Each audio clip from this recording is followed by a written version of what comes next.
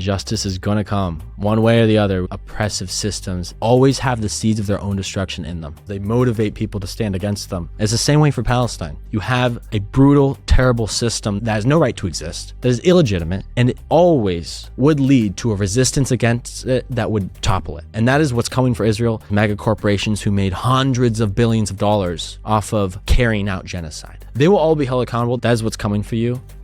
And we will see you when that day comes. Good morning, good evening, good afternoon, whatever time zone you're living in, it's time for Sumud. All about humanity, so this right here for everyone. Uplift, amplify, empower everyone. Good morning, good evening, good afternoon, whatever time zone you're living in, it's time for Sumud. Visit sumudpod.com to subscribe and connect with us on social media. You can also support our work by contributing monthly on the Support Us page. Even $10 a month helps us continue amplifying Palestinian voices and those in solidarity. Thank you. On this episode of the Sumud Podcast, we uplift, empower, and amplify your favorite guy, Guy Christensen. Welcome, Guy. Thanks, Ed.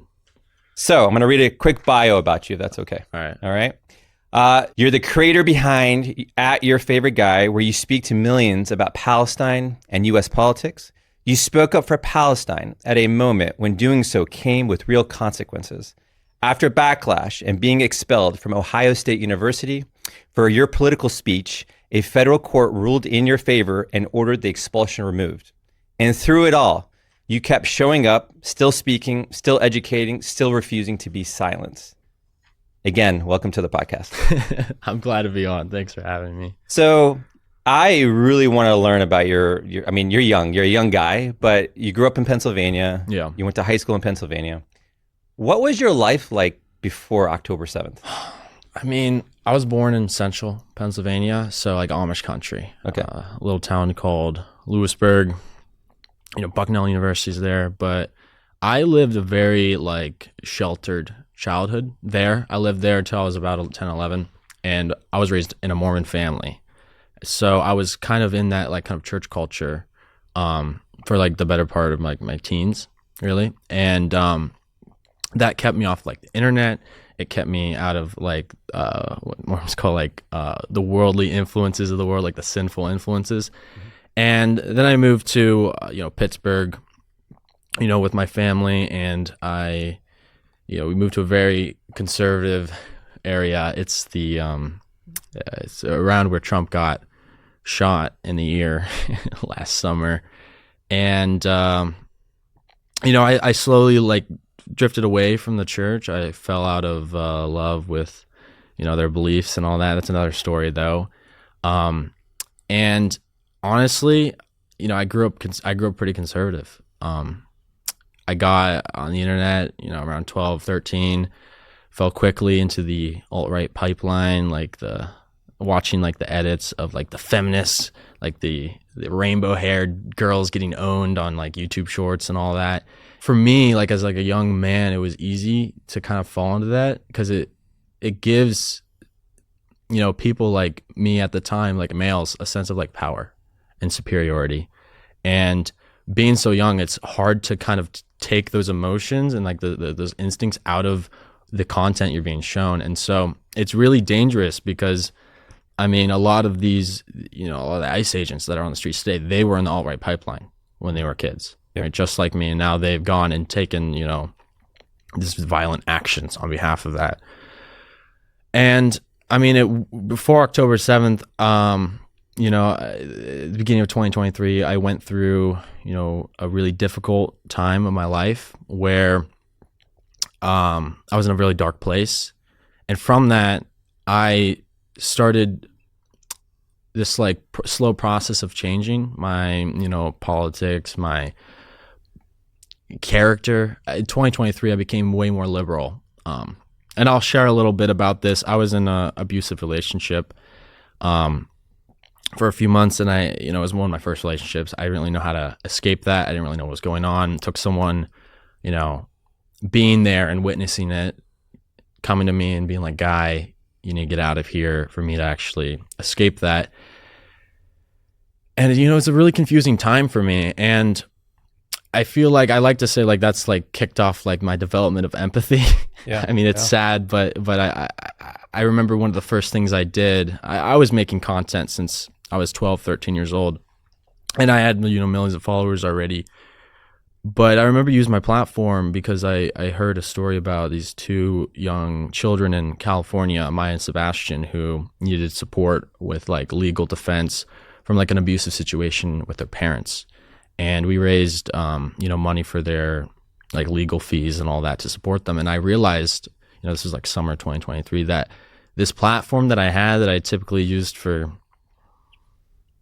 honestly, like just skits, nonsense, stuff that really wasn't truly impactful, it created good in the world, that I could be using it in this whole different way. And so for me, there was kind of this transition going on in 2023 already, leading up to October 7th, where I would say I was like a liberal. I didn't have ideological grounding or anything like that, but it was much different from my prior years as like a conservative, but identifying as a centrist because I'm scared to be judged for being a conservative. You know what I'm saying? Yeah. So that's kind of the setup for October 7th. Yeah. So that abusive relationship, if you're okay with answering, what gave you the courage or the ability to say, you know what, that's not right. Something's not right with this relationship. I'm going to do something different. I feel like abuse is really confusing sometimes, especially when you're young and you're inexperienced in relationships and you don't really know what a good relationship looks like or should be. And when I kind of took a step back to look at the situation, I realized that what had happened through the relationship is that the violence had increased over time slowly, to where it was like 1 week it would be like this level, it was small like actions, like pushing, like sort of like in a way you could play off as playful, and then it would be slapping and hitting. And I feel like it happened that way to kind of ease me into that situation, to the point where I was like completely shocked when I realized what had been going on with me. And so I think it was like the realization where I took a step back, took myself out of like the emotions of it all, where I was able to realize what was going on with the help of a good friend who was looking out for me. Good for you. Were you getting family support as well through all this? It's kind of just something I was going on through my own. I eventually, opened up to my parents about it, and they were supportive. Are you an introvert? More or less, believe it or not. I feel like you're an introvert, but when the camera turns on, maybe there's a different guy there. Really? You feel like I'm an introvert? Maybe I'm projecting, because that's the way I am. I'm an introvert. I mean, I'm someone who's like nervous. Like I get nervous about like appearing on camera or being on stage. Off camera, I'm pretty chill. Like, yeah, very down to earth. You really are a good guy, especially at your age and what you've gone through. You're a phenomenal guy. Thank you. And that is a play on your name, obviously, there too. So you're so sick of those by the time I'm gonna be. I know. I'm sorry. You talked about your politics and sort of the conservative nature of your family. So what did you know about Palestine before October 7th? One thing. Okay. And usually I tell people I didn't know anything, because that's kind of the truth. But one thing I remember is when I was a kid and I didn't have access to the internet, I really loved reading magazines. And so we'd go to the public library in my town, and they would have, a bin of just a bunch of magazines people brought to the library to give away. And I would take like stacks of like National Geographic and Times, and like, I think Popular Science was another one, and Popular Mechanics.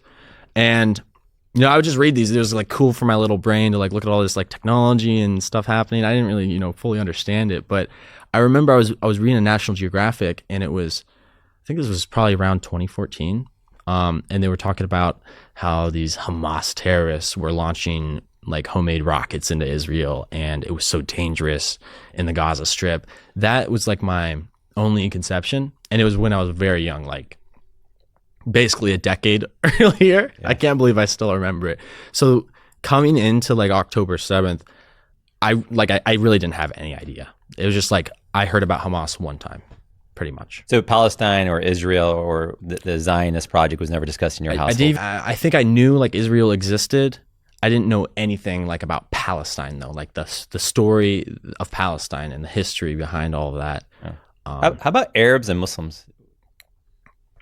I knew that the word terrorist was like weaponized against Muslims in America. Even at that time too? Yeah, before October 7th, I knew that. But I didn't really care about like that issue. Like it wasn't like in my mind like important because I was still, very free. I was like free floating at that point between like, oh, I had all these conservative beliefs as a young person, and now that's starting to change, and I don't really know where I fit in and what I should be like focused on. So, in 2023, you'll see me, covering a lot of different issues, a lot of like social issues, doing like debates, but Palestine really, I feel, gave me like a true direction to follow. And were you moving away from the church at the same time? Did I understand around? I think at that point I was fully away from the church. Yeah. Was Palestine a reason for that, or was that an independent? Independent. Now I feel like Palestine is a reason to stay away, but In conversations with your family, how did they feel about Palestine? Well, I feel like they didn't understand at first why I started talking about it. And I remember, my mom was saying something about like Israel had the right to defend themselves, like what's happening is horrible. And I was like, Mom, I don't know if like that's like the truth here. Like there's a lot more to this than what you're kind of repeating to me that you've heard already, right? But I think it was hard for me to know that my parents didn't really understand what I like was fighting for. I think it was November 2024, Butch Ware invited me to UCSB to do like a panel at this like gathering of activists, and it was live streamed, and I invited my family to watch. And I kind of shared a really like personal speech I wrote there, and they watched it over the internet. And I feel like it was at that point they all like finally got like why I really cared about Palestine, why they should care about Palestine, why this is like integral to everything. And since then, they've been very supportive. I told you before we went on air that, you're young enough to be my son. And I'm proud of you. I'm hoping they've told you that they're proud of you as well. They do every day. Okay, great. So October 7th happens, the news hits, the stories are coming out. You had to have made a decision at that very moment to either side with Israel right away or sort of dig in and do your own research. Talk about that a little bit. The morning of October 7th, I published a video, and it's one I had been working on throughout the week. I had an issue with another creator I found on TikTok who was posting like neo-Nazi dog whistles about like great replacement theory and the Jews and all this stuff. And I made, I think it was a 10-minute video, which is like the longest you can do on TikTok. And back then I was younger, and so making longer content was even more difficult. So I put all this effort into a video calling out this neo-Nazi, identifying all his dog whistles, and explaining it all to people. And I said, and at the end of this video, I would donate the profits from that video to the ADL. Wow. To the ADL. I had no idea. I just looked up like what organizations can I support to support like Jewish people like against anti-Semitism. I didn't know, bro. And so I published that video the morning of October 7th before I'd seen like the news and everything. Wow. Because I was like, this is a problem. So I didn't end up donating to the ADL, obviously. But how easy was it just to defer to that group? They're just kind of propped up as the group to donate to. And now the truth has been revealed, and Jonathan Greenblatt's calling me like a killer on Fox News and trying to, bring me down. And I'm like, this guy is an agent for the state of Israel working in America, and has control of the organization that people look to as the one that actually combats anti-Semitism, but it's not true at all. Yeah. And there's so many things there.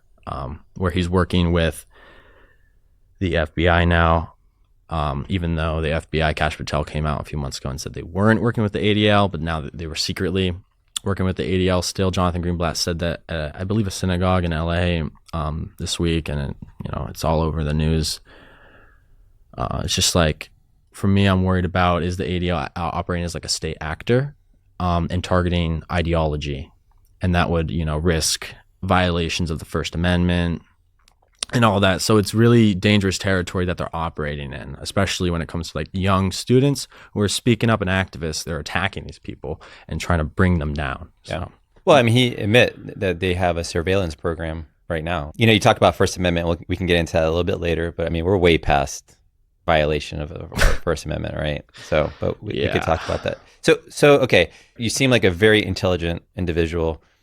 I got to know, what did you look at first? What did you read first? Was it Rashid Khalidi, or was it, Noura Erakat, or? Honestly, I looked at Human Rights Watch and Amnesty International, because as I was watching my feed on October 7th, and every single freaking post is about Israel and Gaza and how let's go destroy Gaza. Let's kill everyone there. They're all responsible for this. And, of course, like any normal person would hear this rhetoric and be like, what the hell's going on? Like, this is not right. This is dehumanizing. Why do they feel the need to dehumanize the entire group of people based on this?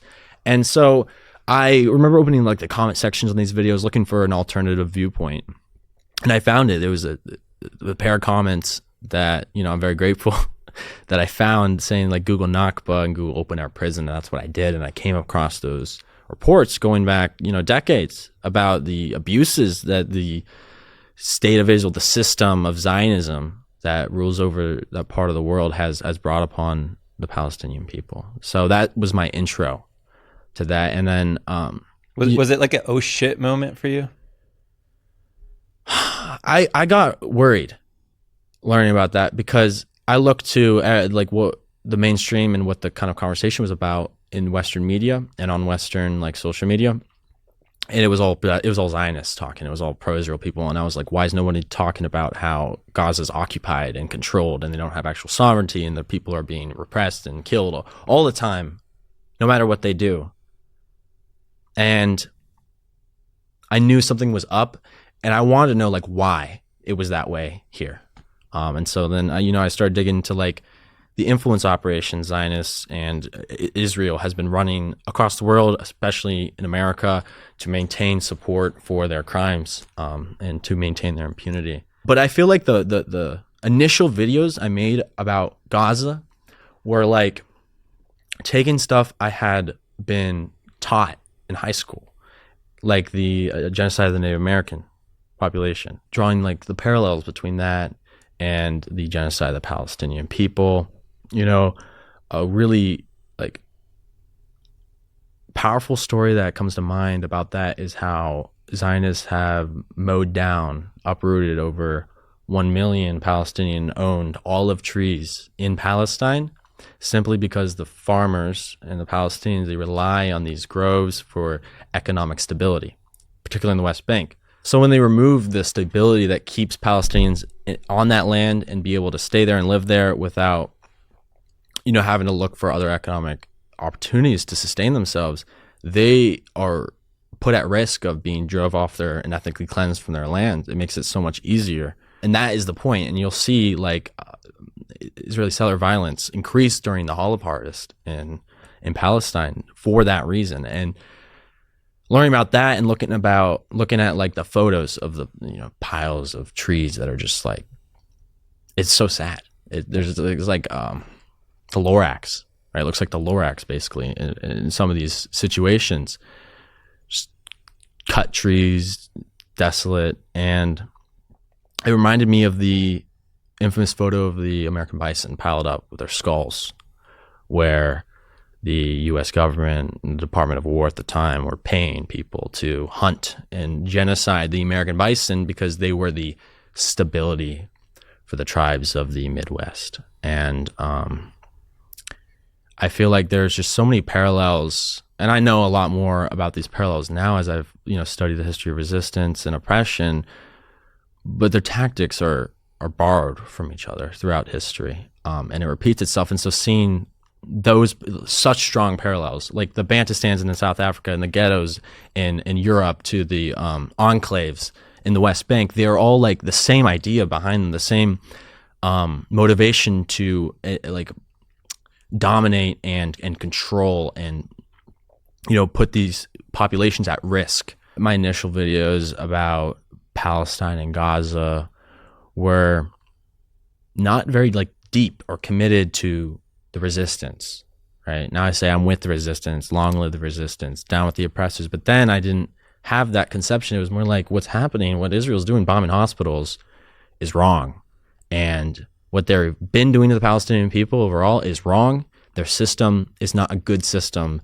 It cannot produce justice for Palestinians. Like, I wasn't seeing anyone talk about Gaza or Palestinians in this way to, support their liberation movement, support the achieving of their rights back. And, it was hard for me to choose to say something about it because I knew, I didn't know, that much. I didn't really understand it as I do now. But, I knew I had influence. I knew I had the power to really make a change because, there wasn't anyone I was seeing talk about it. And it was really, bothering me because there was another whole entire side of the story that was being drowned out at that point. But this kind of relates because, to make the decision to speak out, I knew was putting myself at risk, or at least in a certain type of position to be targeted, right?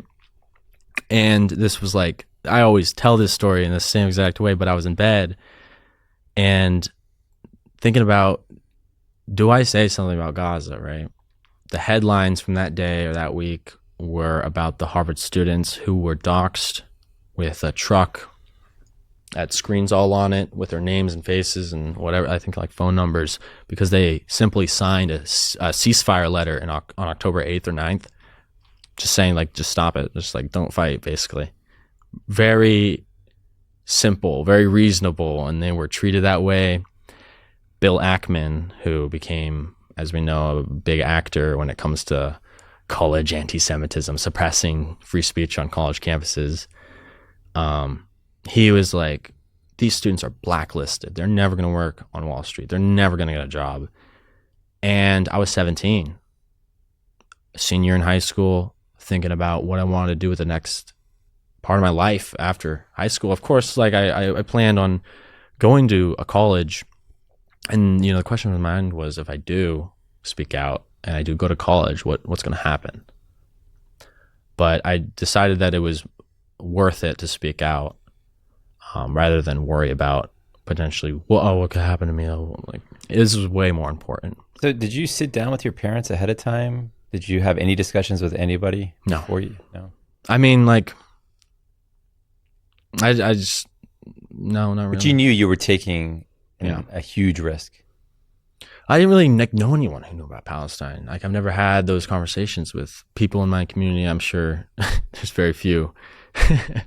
Yeah. Being so conservative, it's probably 98% white, 95% conservative. And you had a large follower base already, right? How many do you remember? I think it was 2 mil. Okay. Around so there. You definitely had the influence and definitely had the power. When you made that decision to speak up, were you nervous? Were you worried right at that moment? I think it definitely got some getting used to from the comments that Zionists leave to harass people who speak in support of Palestinians. That definitely took getting used to. Is but honestly, it made me motivated to keep learning more about it because they would bring stuff up that I hadn't heard about yet, and I would go look into. Let me think of an example. They talk about how Palestine was named, and I'd go and look into the history of, or they bring up the Band-Aid period, which I hadn't looked at before, and I would go and do research on these things, and then I would be able to bring that to my audience. So I think, there was definitely an adjustment, and immediately from day one it was death threats. Guess I grabbed the attention of some people in Israel because 2 or 3 weeks after these were light videos. I wasn't committed ideologically to the idea of a liberation movement for Palestine yet. I didn't understand it yet. You were just speaking the truth of what you're learning. Yeah, I mean, I was I see this as similarity. I told myself that, what was it, in the first week and a half after October 7th, Israel slaughtered 5,000 people, just slaughtered them, and no one even blinked. They were cheering for it. And I was what this is going to turn into is not going to be, it's going to be the worst thing that I might witness. Mm-hmm. And in school, I always got, every year I got, we probably spent a unit or a month on the Holocaust education. And so I always told myself during then that if I lived, because they would make us say, they would ask us like, if you lived during the Holocaust, what would you do? And I said I would stand up, I would do something, I wouldn't just sit by. And that was part of like the motivation, because what I knew would happen is that if Israel continued to slaughter Palestinians at such a mass scale following October 7th, it would be a genocide. When you start getting those death threats, okay, Yeah. and you start to see those come in, and you started to make some noise, I'm assuming, again, I just want to kind of go back to your family. Were they worried about you? Were they telling you stop? They didn't, like I said, they didn't understand why I was doing it. And they were definitely worried that me being targeted by Zionists who wanted to stop what I was saying would affect the family, you know. So the Zionist lobby, if you will, first they try to buy you. Yeah. Right? I think the going rate at that time was what, 5,000? I think it's much more now. I don't know exactly. Yeah. But who reached out? Inflation. Yeah, there's been some inflation. Who reached out to you at what point after October 7th? Was it within like a week, 2 weeks? A few weeks. A few weeks. So like late October, early November, that time period. And actually when I spoke about this, the video got like totally removed. You can't really find it on the internet anymore. When I showed like the actual email from Haaretz and the Times of Israel, because I had not only gotten an email offering me $5,000 to go live stream on my TikTok and like commit myself to supporting Israel, like pledge my support to Israel in life is how they described it, how they wrote it out. I was just totally shocked when I saw that. I didn't think it was real. And then what I did before bringing that to the public was I reached out to, I was in the comedy niche at the time, so I had friends in that space on TikTok, and I said like, hey, you guys, I know you guys aren't really political and this is kind of random, but have you gotten an email like this? And they started pulling out emails. I had like 4 or 5 of them from just a few friends, and they were like, yeah, they offered me to report on like the hostage crisis, and they offered me like $500 if I did a video a week, right? And so I was like, what, why are they paying people to support these crimes, like the slaughter? Yeah. It's paid propaganda, and they've always been up to it, is what I've learned now. So you didn't sell your soul, but many people did. Did anybody in your circle, any of your friends, or in that comedy circle that you mentioned, did anybody say, you know what, that's just, what's one video gonna hurt? I don't think they took those deals. Okay. But there's definitely people I knew or were like mutuals with prior to October 7th that have really become paid shills. Like Cam Hagby, who he was a conservative content creator before October 7th, and then he's since gotten picked up by the Israel 365, where they flew him out to Israel last year, took him to Gaza with the IDF, where he said, look, there's food, there's no starvation here. Probably the most horrible thing you could do. It's like going to Auschwitz and saying there's no gas chambers during the Holocaust, being escorted by Nazi guards. So he was part of that program. I'm pretty confident he's getting paid the $7,000 per post from that same pool of money. And you know, he meets Netanyahu and all this stuff. I think he's currently in Minneapolis harassing, you know, the people there. So I watched him, you know, take this money from a foreign government, from foreign leaders, from people supporting something so evil like Zionism. And, you know, I texted him about it when I saw he was in Gaza. I'm like, how could you do this? It's so upsetting, because I don't think he's like a good guy, right? But I just can't like comprehend how like an American, like someone who's grown up here, someone who has like a good amount of like intellect to be able to like do the things he does, just based on like the idea that people would see you as like a genocide denier during this time, like doing the worst genocide denial you could maybe do, to make the decision to actually go forward with that and not think to yourself once, I'm putting my character, I'm putting my whole career, my whole life at risk for participating in this, even though I'm getting paid money. It's just, I don't understand it. I don't understand. I don't think he actually believes in Zionism. I think he's just a grifter. What was his response to you? I think he said it wasn't sponsored, but then it came out later from documents from like FARA that he was linked to those organizations. Does he need the money? I don't think so. I think he's fine. Yeah, I mean, I'm assuming, especially if it's a young college student. He's older, a little bit older. Is he? Okay. I don't know how old, but he was with PragerU, and I assume he was getting paid pretty well. Anything to kind of climb the ladder. I think he's now in the Pentagon as a journalist. You know, they assign that form that says they submit themselves to a government censor, which is what the IDF does. Yeah. So Weird question for you. Yeah. Did any part of you say, that 5,000 sounds kind of good. I'm gonna be going to college. I got to pay my tuition. And it was a lot of money. It's a lot of money still. Yeah. To me. Like it's appealing, but I could never feel like good. I knew I could never feel good about it. And I'm really happy that like I wasn't tempted that, like, of course it's like the idea of like this big amount of money for someone who, you know, I think at that point like my total earnings, it was like barely like $10,000 total. So I was like, whoa, I'm going to get so much money all of a sudden. But like, I wasn't going to sell my morals. Like it wasn't worth that to me. Yeah. Good for you. Good for you. How many people did sell their morals? Well, a lot of people. Yeah. A lot of people. A lot of billionaires, a lot of celebrities, a lot of artists I've seen, like Kendrick Lamar. Well, let's start with DJ Khaled. Yeah. I think you can just start with him. Yeah. He has family in the West Bank right now. Yeah. And he hasn't said shit. Yeah. Am I allowed to swear? You could swear, especially if it's about DJ Khaled. You can swear. You can say whatever you want. Fuck that dude. Fuck that dude. I agree. It's shameful, really. Yeah. But I remember another campaign I was shown from, I think it was Bring Them Home, the organization surrounding like the hostage families in Israel, and they gave like a list of all these like celebrities who had signed onto like condemning Gaza, and like it's like anti-Palestinian basically. And they would flex the celebrities as to us creators as a way to convince us that, hey, look at these like great people supporting great people that other people in society look up to. This is something I should support. Like, look how many big names are signed on to this. Did you get any threats in your high school when this happened and you started posting?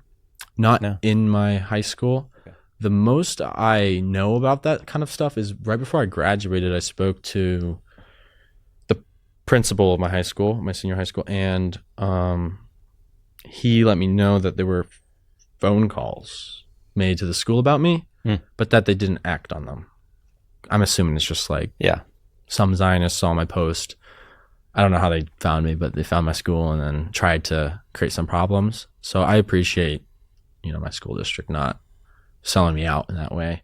But I do remember sometime, I believe it was in December of 2023, my school district chose to bring in a guest speaker for the school. And I have a large graduating class. It was like 1,000 kids. And we had like a campus set up for high school, 6,000 or 7,000 children.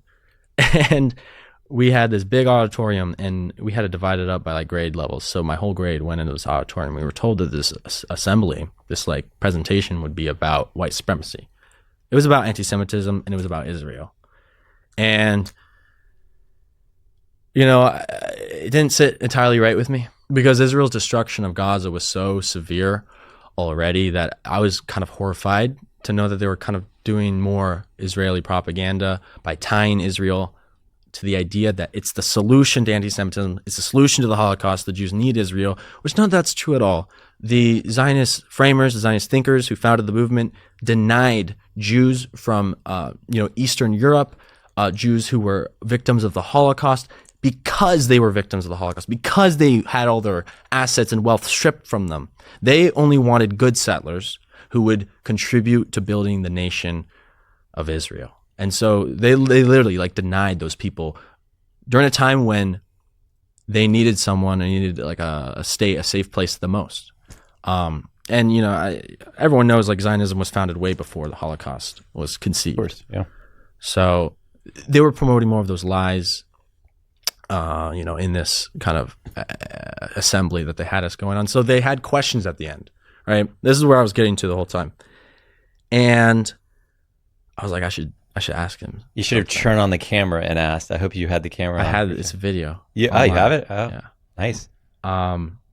And so the guy was like a neo-Nazi, but he reformed, right? That was kind of the idea. And I raised my hand and I go, this was the day after the House passed the bill saying anti-Zionism is anti-Semitism. And so I said, do you think that anti-Zionism is anti-Semitism? And do you see similarities between the rhetoric of Netanyahu saying that is the children of light against the children of darkness, and Schutzstaffel Commander Wolf, Nazi Germany, saying practically exactly the same thing. He said soldiers of the Schutzstaffel were trained to think of themselves as the children of light against the enemies of darkness and all that. And I said, like, do you think what Israel's doing could amount to genocide? And he, I had, I think my friend like recorded me. I don't think I actually planned to like record it, but I was like, I need to ask this question in front of my classmates. And, as soon as I finished the question, everyone, got up and applauded. I was really surprised, actually. Really surprised. Because I didn't think I would get that kind of reaction from my classmates. The guy gave actually a decent answer. He said, no, I don't think anti-Zionism's anti-Semitism. Yes, I think what Israel is doing in Gaza or the Palestinians right now could like amount to genocide. And he said, yeah, he sees similarities, between the supremacist rhetoric of Netanyahu and this Nazi commander. He probably won't get invited again. Yeah, he probably won't. But I remember, and this was really like the first time this kind of happened with me, where after that assembly, all like my teachers, all the people in my class, they were asking me like, Guy, tell me more. Can we talk about this? Like genuinely interested in like how they could know and understand the reality that Palestinians have to face. And for me, that was like really a beautiful thing. It really was beautiful. I felt like I should try to do like, more of that. So you graduate, you go to college, you decide to go to Ohio State University. Yeah. Not sure why you decided that university, but I'll let you tell me. What was that experience like? I mean, I applied to a lot of different places. I didn't want to go too far from like the East Coast. That was one thing. I knew I wanted to go somewhere with a strong like political aspect, whether that was like a highly rated like program or they just had like a lot of good, not good talent, but talent come out of that. And so Ohio State, drew my attention as JD Vance. There's a lot of things happening in Ohio politics right now. Not necessarily ones that I, align with, but important things are going on. And I remember reading the student code of conduct at Ohio State before I went there because I wanted to know if they would try to punish me for stuff I like said.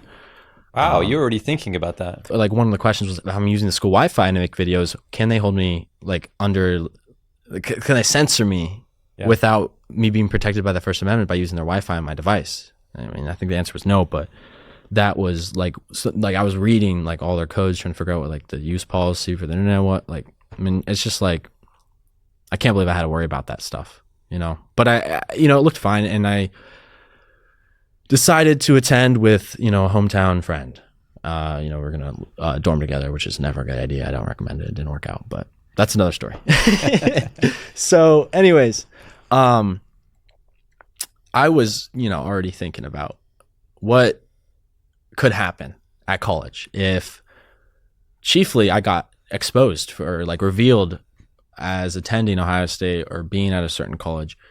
I knew that immediately political pressure would come on that administration, on that university to do something against me because of what they feel about me, not really anything to do with my activity on campus or how like I've acted truly acted. So I remember I had a class my first semester at Ohio State where the professor mentioned Gaza the first day, and I was like, this guy's pretty cool. But I didn't, introduce myself to him as like your favorite guy, like the Guy Christensen. But, a few weeks later, he said another thing about Gaza. I think there was something to do with like the ceasefire, and he was talking about how horrible it was, and he called it a genocide. And I was like, okay, I'm going to talk to this guy. And it turns out he was in the faculty staff for Justice of Palestine, I think the administrative level of SJP. And I shared with him, my concerns about being doxxed, you know, someone convincing the university to kick me out for my speech. And he connected me with the resources that eventually led me to this case. Like, we were prepared to protect me against like these attacks. And I really appreciate what my community at Columbus like did for me at that time. Like, I don't know like really where I would be at this point if they had not cared enough to help protect like a student who, you know, is a dissident and activist. I got connected with like a student lawyer who would help me like in the very beginning. They did help me in the very beginning of that process after I was expelled over my speech and over my criticisms of Israel. But it was like always in my mind from, I guess, like the day I started talking about Palestine, that when I go to college, trust that it's going to go smoothly. Did you meet any Palestinians? I had a roommate or a suite mate that was half Palestinian. Half Palestinian, okay. We're good friends. Okay. Did you get to have, as you're learning more about Palestine in your early college years, let's just say, Yeah. right? Did you start having more conversations with Palestinians directly? And I had a lot of conversations with this Palestinian. Yeah, like every night we would talk. Generally, like about politics and history in Palestine and Israel and everything going on. I really, you know, missed him when I wasn't allowed to go back to Ohio State. Truly. So we have to be careful here. I know. Yeah. You just had a judge rule in your favor. ACLU backed you up. You were expelled from Ohio State University because of your pro-Palestinian speech. And to the audience, they can do a little bit more research on what happened exactly. Yeah. I'm going to hand it to you. Oh man, how do I First thing, this? let's just do with this. How were you notified? Did they send you an email? Did they visit you at your dorm? They sent me an email. Okay. Right. And to explain, I had finished both semesters at Ohio State my freshman year. I had packed up. I had gone out of the state for summer, right? Mhm. I wasn't signed up for any classes. I wasn't in the state. I wasn't planning on coming back till like late August or something like that. Right. So I'm like home. I'm in my own space. Nothing to do with Ohio State. No one knows I was at Ohio State. I had not made it public. I had done due diligence to make sure that there wasn't like an OSU sticker in the back of one of my videos. All this because I didn't want to get like attacked in that way. I didn't want to, you know, even like put OSU's name associated with me because I didn't want them to like be like, oh, because he associated their name and we don't care about Palestinian lives, we want to get him out. So I didn't even want to risk that. And so I was home and my attendance at Ohio State got doxxed online by this guy named Travis, who I believe formerly worked for an intelligence role with the U.S. government.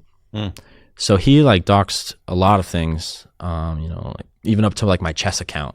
Immediately, of course, all the Zionists who hate what I have to say rallied together. They set up multiple like different campaigns to send emails to my administration. They sent like physical letters to them too, like with printed out pictures of my tweets. It's pretty ridiculous, but it was scary.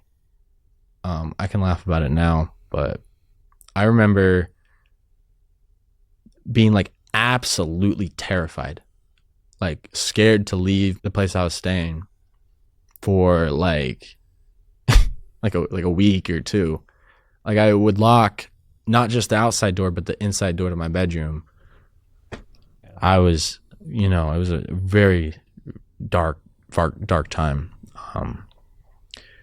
And there were, you know, people like Pam Bondi, the U.S. Attorney General, people like Leo Terrell, who's on the task force to combat anti-Semitism in the Department of Justice, Richie Torres, AIPAC millionaire, sicking the Capitol Police after me. He wrote this letter. He made such a big fucking show of it.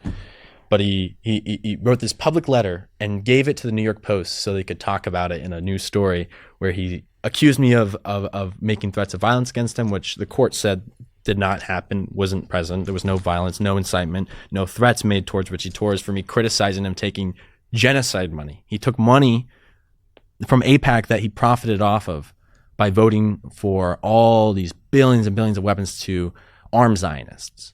And so I was criticizing for that, and he saw it as an opportune moment where I'm being attacked all over the place to add on. And, you know, this letter he wrote trying to ask the Capitol Police to open an investigation into me over my words about him, my criticisms of him, were part of the reason and something that Ohio State cited as why they were removing me. And so I was basically immediately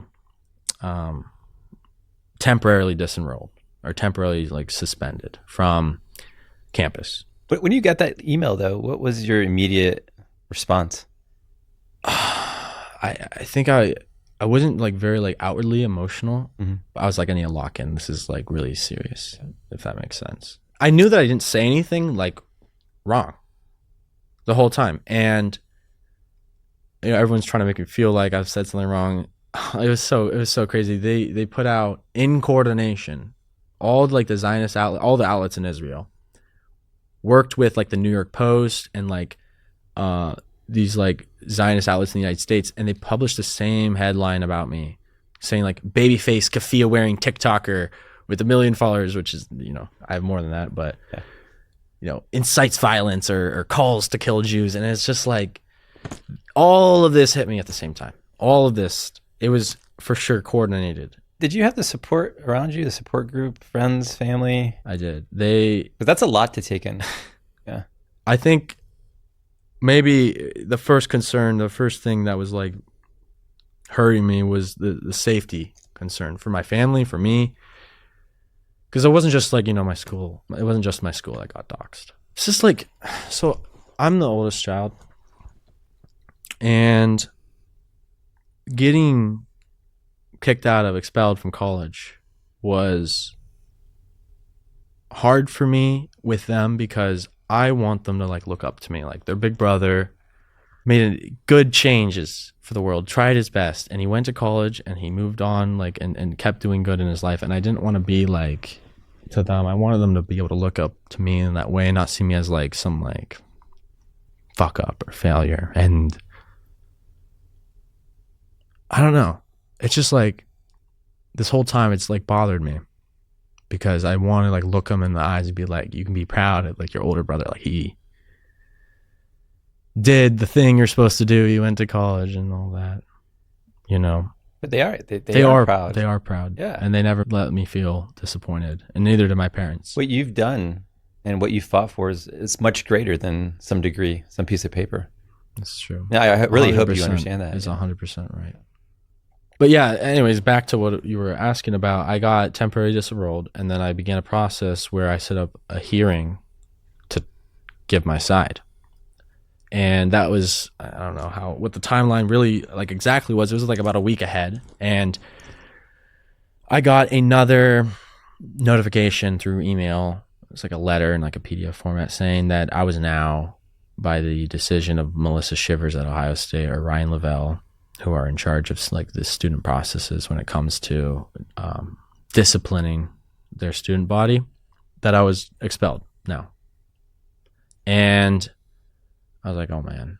But it didn't really hit me because it was very confusing at the time, and I didn't have the ACLU with me. I was working with people in Columbus and kind of the resource that I got set up with for like just like a minor incident if something happened at Ohio State. And I didn't realize that what that meant is that I don't get a hearing anymore. And so I had this call scheduled with Ohio State I was like, this is gonna be my chance to like turn this process around. I hoped. And day came for the meeting, and I was like, can you send me the Zoom link? And they're like, there's no meeting anymore. You're out. Wow. So, you know, I got involved with, or Palestine Legal got involved with my case. They tried to help me out, and eventually I passed it on to the ACLU, who thankfully expressed interest in fighting for my rights, especially because this could be important for other students who have been treated and punished similarly for their speech, especially, you know, people on American college campuses who are protesting or being loud in support of human rights. I don't know the true number, but hundreds to thousands of American students have been deported, expelled, silenced, all sorts of things for doing the right thing. The ACLU can't go around and represent every one of those people, but maybe because of this case, they can be helped in some sort of way, and we can start building precedent to protect them, because it's so important that we protect our, you know, student activists and our fighters. But I know I'm like really lucky. I'm really grateful that I was able to be represented by the ACLU. It doesn't work out this way for everyone, you know. Yeah. The system's just against them every step of the way. They're never gonna make it until we change the system, which is the plan. So you got the news. Basically, the judge agreed with your side of the story, if you will. Right? Yeah. What was that feeling like? Whatever you can share, but Yeah. just a visceral reaction, maybe.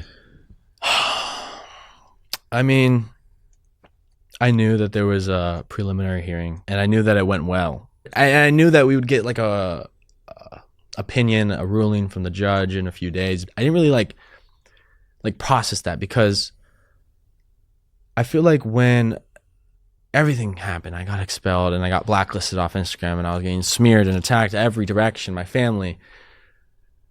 I shut that all, I packed it all in like a box inside me. Because I knew like I could not let that fear cripple me. That was the entire point. They wanted me to stop speaking. They wanted to hurt me so badly I wouldn't come back. And so, you know, after like a week or so, I was like, fuck this. I'm getting back online, and I'm, you know, going to be as loud as ever. Right on. I can't let down the movement. I can't let down everything I'm building for, everything I'm fighting for. And I need to be strong for everyone else while, you know, the world's just so terrible, you know? And so hearing, like I was in class this week when I, you know, heard the good news from my lawyers. It all just like hit me. Like everything, I feel like I couldn't breathe for the last like 8 months. I mean, like, it's just like a mix. Now it's like a mix of like happy and just like relieved and like upset and like frustrated and like so many, just the feeling of having your name cleared, like being vindicated in this way is a blessing. So, and it's important to me. And that's why we didn't go after like damages or anything like that. Because the most important thing for me was clearing my name and not letting them take away my rights without doing anything back and not fighting for it. And I'm still, you know, processing through everything and going back and trying to like look at like how like what emotions did I ignore at that time, and how can I, you know, deal with them now and you know, bring like peace to myself again, you know. That's a lot to take in at a young age with so much going on around you. So I commend you for staying strong, and I definitely don't advise you to, you know, bottle everything inside, right? It's not good advice. Yeah. It's not good advice. Yeah. Try to talk about it. Who was the first phone call you made when you got the news? Was it your parents, your friend? It was one of my best friends. Yeah. I waited to talk to my family when I could see them in real life, because I thought that would be better, and it was. And how did they take it? They were happy. They were very happy and relieved. It was very, you know, a lot of tears and a lot of hugs, but it was a really like, I think I'm going to remember like going home and walking through the door and being able to say that to them. It's important to me. So. Maybe an obvious question. I'm not sure, but do you feel alone now? Do you feel like you're by yourself on this mission? No, they want to make you feel alone.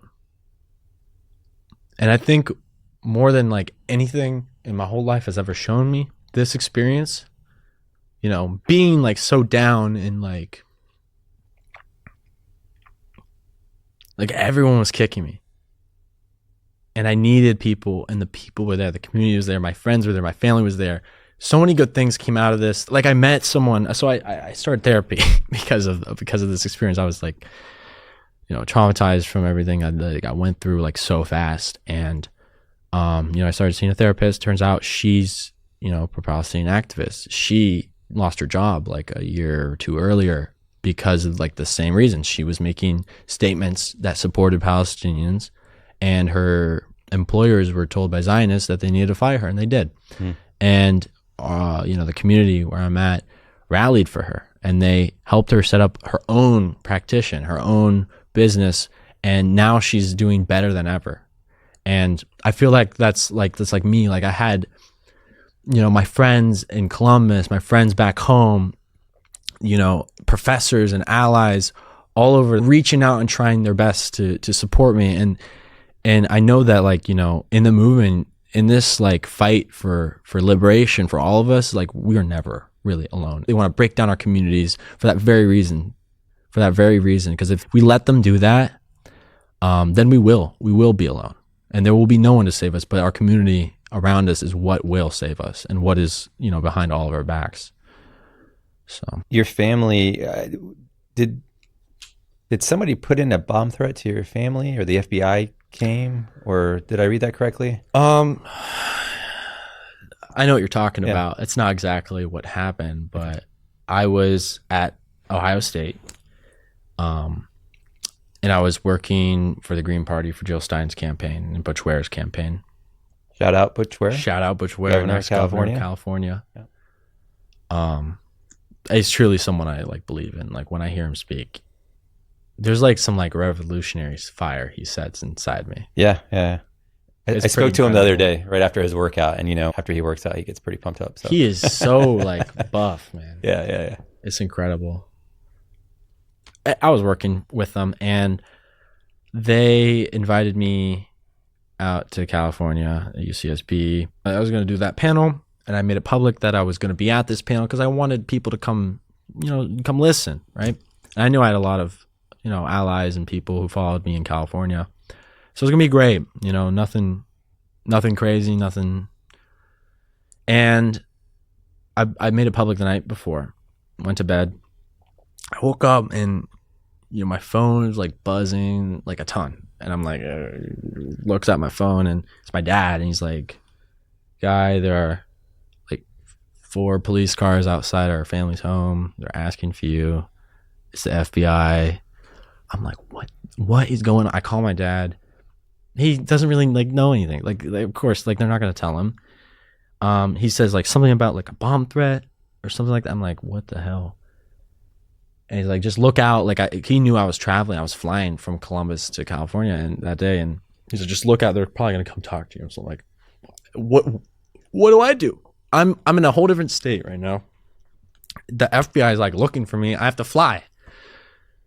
So I did the only thing I could do, and I just went to the airport. I swear, dude, they had a location ping go off. I walked through the airport doors, and my phone buzzes. It's someone from the city of Columbus calling on behalf of the FBI office locally to come talk to me. And I'm like, they're like, where are you at? I'm like, I'm in the air. I'm about to fly.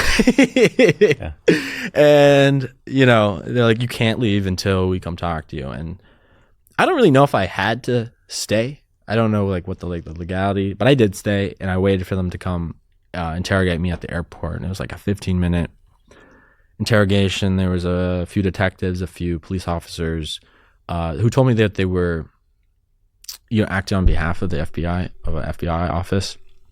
And they were like, did you make these bomb threats? What happened was someone chose to call a bunch of synagogues in a certain city and using my name make bomb threats against them.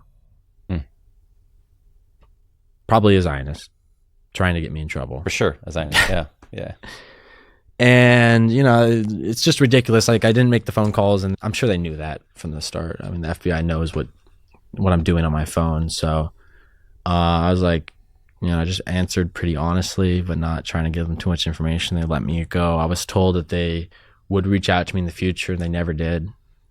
But I was afraid then, too, in a similar way. Cause I was just this is the first time I'm flying by myself, first of all, new college student, all that. I'm going to California, which I've basically never been before. And I have to do all this work in California, and I don't even have time to think about what the hell just happened. The FBI is looking for me. Someone tried to paint me as a terrorist and actually jail me or get me on a do not fly list or something like that. Yeah, similarly, don't put off your emotions because it will all hit, and it did at the end of that trip. Yeah. I feel bad. I promised Butch Ware I would interview him, or he would do an interview with me or something like that, and I had to cancel it like that last morning because I was just like, I need to like think about what the hell just happened. Yeah. But I feel like every time they come after you and they attack you, they're just building your power. Like they're building your story. And it really, like, you get through that, you're a bigger threat to them than you were before. Honestly. Yeah. I'm sure Butch was understanding too. He was very understanding, of course. Yeah. So what is your major? At Ohio State, I was a dual major in business and political science. Okay. It was like a fast track to complete it in 3 years. Okay. But I had to change that since I'm not at Ohio State anymore. Now I'm poli-sci and a minor in econ. At Palestine University. At Palestine University. There you go. So what's your game plan when you graduate, and what do you want to do? Hopefully I graduate in about a year or so. Wow. That's fast. Yeah. I'm very lucky that I was able to get like credits in high school, which has helped a lot. After, I don't know, I could do more podcasts. Yeah. You could start your an own organization. You could start your own podcast. I could do my own show. Yeah. I'm not spending like a ton of time thinking about, or like trying to figure out where exactly I would fit in at that point, because I don't know. I think that things are going to change a lot, and there will be other places where I am needed or I can help out the most. Yep. At that point, and it'll look different from how it looks now.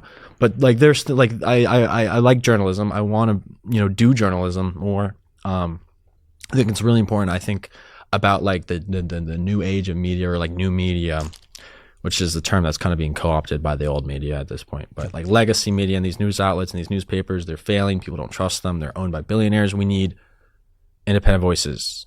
And I think that's so important, because if we just let them flood this country with endless propaganda with no alternative, we're screwed. Yeah. There's no matter like what you do, like no matter like how much you do like on the ground organizing and talking to people, you're never gonna get the breakthrough you need. And you need, like, on like the digital war, you need to win that, or at least be fighting that, to have some sort of foothold against this system, in my opinion. And a lot of like the damage I've seen be done to American people and their character and their beliefs has been as a result of this like propaganda, this like billionaire sponsored state slop. And it's very dangerous. I'd consider you an expert in journalism at this point, with everything that you're doing and all the educating that you're doing. I wouldn't say I'm like an expert. I never like studied like journalistic practices and that yeah, type of thing. but an acquirer of the information of journalism, I believe you're able to sort of dissect that and filter through the BS and really figure out what's right and what's wrong. What do you think? Just, I'm going to treat you like an expert here anyway, okay? What do you think Palestinians need to do within the media world, within journalism? So even this podcast, what do you think we could do a better job of? I always encourage people to speak up across the board.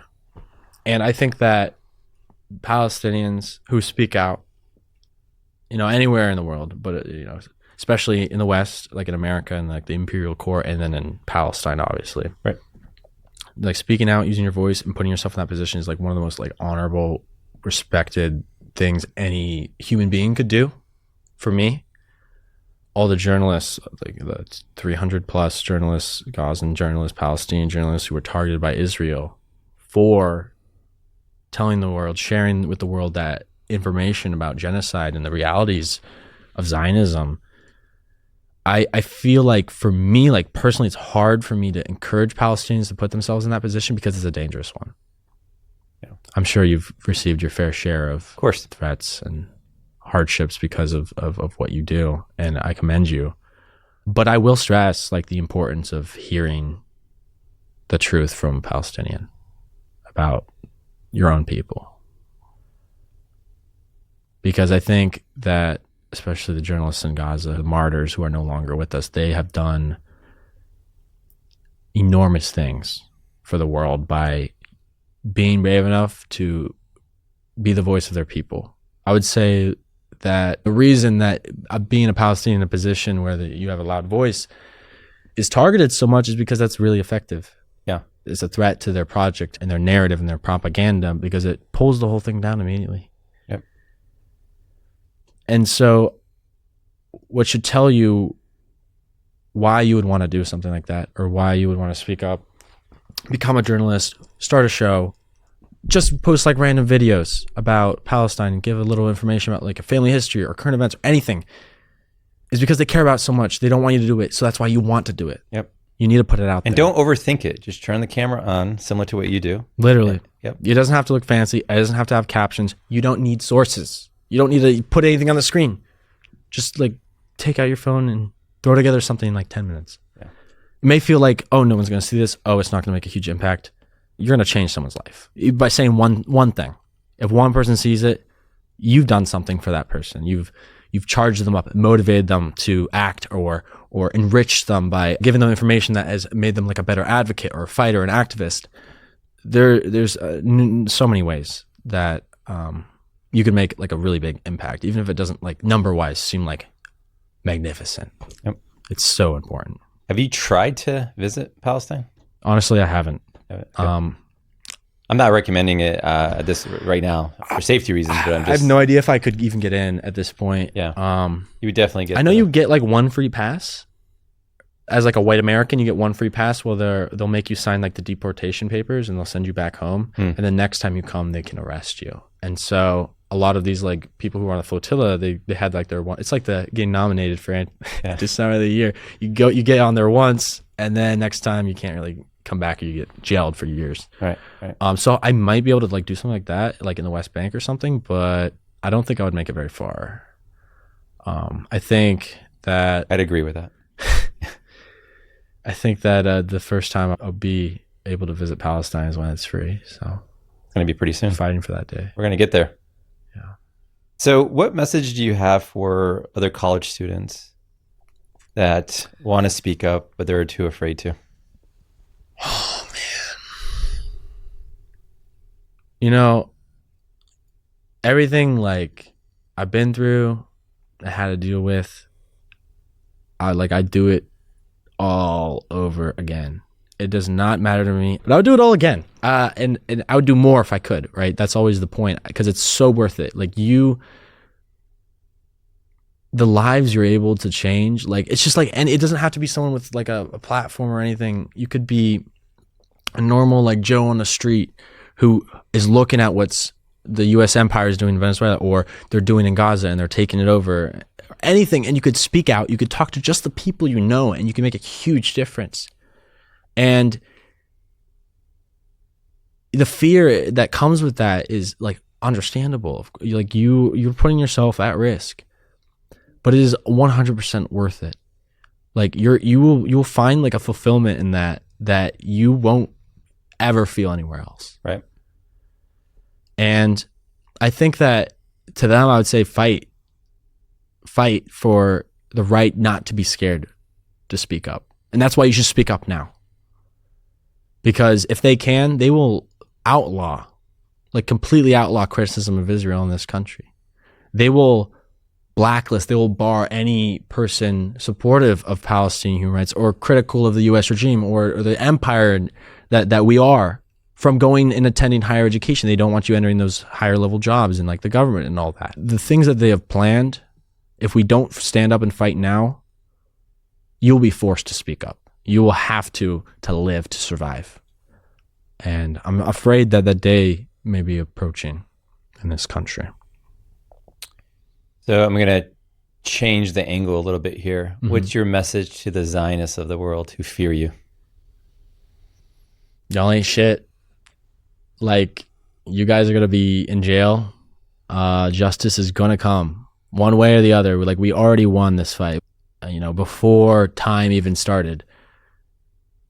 These oppressive systems, these oppressive ideas always have the seeds of their own destruction in them. They foment their own destruction. They bring it upon themselves. They motivate people to stand against them.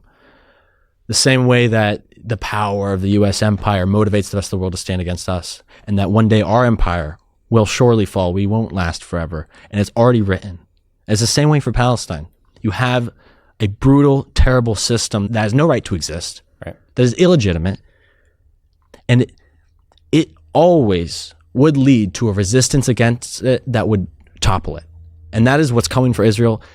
That is what's coming for the Zionists of the world, the Zionists at the heads of all these mega corporations who made hundreds of billions of dollars off of carrying out genocide that they didn't care about, that they were committed to because either they are Zionists themselves or it's just profitable for them. They will have their day at, a Nuremberg trial, but for Palestine, for Palestinians to start bringing some semblance of justice. And, we won't forget about any of the politicians who worked with Israel, who played, coverage for them, who took money from AIPAC or any of the Israeli lobbies or any of these billionaires who are warmongers. They will all be held accountable. They will all end up in prison. And so, I think I would be scared if I were a Zionist, right? Just like Nazis were scared as Nazi Germany fell. Yep. That is what's coming for you. And we will see you when that day comes. I don't think we can end the interview any better than that.